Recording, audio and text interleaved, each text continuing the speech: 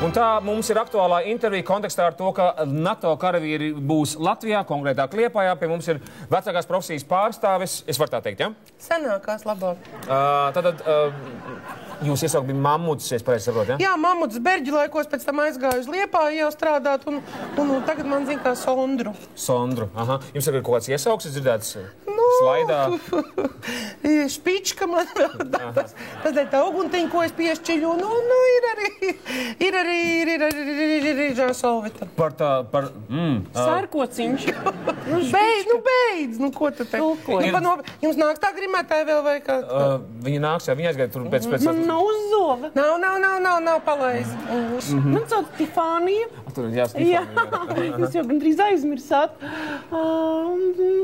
Un Tifānijai ir vajadzīga pieredze tagad pirms NATO spēkiem. Ko es daru pēc raidījuma? Tomēr paliksim pie šīs sarunas. Žēl atlaidis jums podcastu. Varētu noņemt skaidu. Tikai laimīgās 5 minūtes, kurās var dabūt atlaides. Ko te jūs ar tādu ķermeni 5 minūtēs izdarīsiet? Labi, skaidrs. Jautājums par to, ka ir dzirdēts leģendas, kā jūs strādājat, ka jūs varat iet cilvēki, kas ir tā kā... Ļoti bieži citi vispārībā to summu, kas viņiem bija, nemaz negribēja uz stundu nākt. Ļoti. Pagarinājumu, nostaigāts. Tik bieži, ka visbiežāk. Muti. Tātad. Kāda jūs attieksme par to, ka šie NATO karavīri būs tagad pieņemsim Liepājā? Ļoti pozitīvi. Jo sākumā, kad mēs to ziņu izdzirdējām, Polijā tikai kā viņām veicās. Jā. Vai ne tagad arī, kur mēs braukt uz to Poliju, pašām biļetes jāpērk? Mēs nebraucam uz Poliju vispār, tur taču ir transports. Un viss pārējais, un valodas barjeri un tā tālāk. Bet šobrīd mēs taču varēsim pirmkārtām nodokļus maksāt uz vietas dzīvot, uz vietas stāstīt par Liepāju. Tā mēs stāstījām par to Latviju, kur mēs katru bijām. Jūs tā kā sildīsiet Latvijas ekonomiku? Protams, ka sildīsim. Mēs sildīsim Liepājas viesnīcas. Ko tik mēs nesildīsim? Tā mēs Liepājā bijām paraduši sildīt tikai šādus tādus pašvaldības atbalstītos pasākumus, vai ne? Bet tagad, iedomājieties, 150 viņi būs, ja? Kopā. Mums jāpamaina kaut kas dzīvē arī ir. Labi, ir jautājums par to, ka ir arī Lietuvā meitenes, vai ne? Ir taču meitenes arī... Jā, bet tur ir bezgaumība. Kāda tur ir bezgaumība? Tas ir drausmīgi. Tieši kā bija tā bezgaumība? Visā grimā, kostīmā, apkalpošanas sfērā jau kā sagaida klientu, kā atvadās. Jau, teiksim, vispār. Es toreiz, kad man itāļu kolēģi stāstīja, kā vispār viss uzsākās. Meitene saka, sīla prima mie, un otra kliedz, no, io. Tas tā.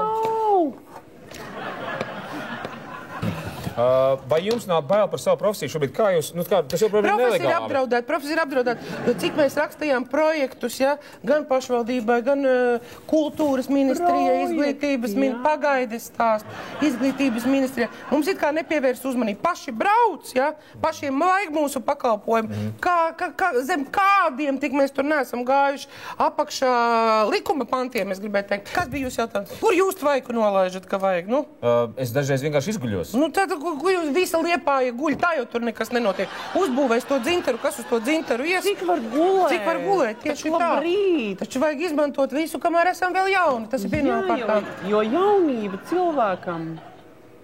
Paldies jums tiešām par šo... Pagaidīt, tas ir viss. Jā, tas ir viss. Turisms, tas pats turisms vien ir vienkārši viņi, nevis vienkārši guļ, bet vēl, Jo tā Eiropa tak pie mums nebrauc. Kādi tie mūsu ceļi, visi, kādi brauc tie vecie vācu pensionāri.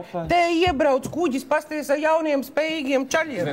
Kāpēc nepaņem to, kas pie mums nāk pats? Kāpēc, lai viņi nezvana, neraksta uz mājām, saka, paklausīties, kā te EU rasnās amerikāņu meitenes, saņemieties, kas te pa dūdām strādā. Kāpēc viņām ostīt tos savus vecos flokšus, ka te sniegpūkstenītes galvu pabāzes? Jūs negribētu tiem deputātos? Ir piedāvāts. Labi, mums tiešām, dāmas, paldies par šo saturīgo sarunu. Mums vajadzētu turpināt, un kas būs raidījumā valstī, viss ir kārtībā pēc maz brītiņa. Piektdienās 15:15 raidījums Valstī viss ir kārtībā. TV3.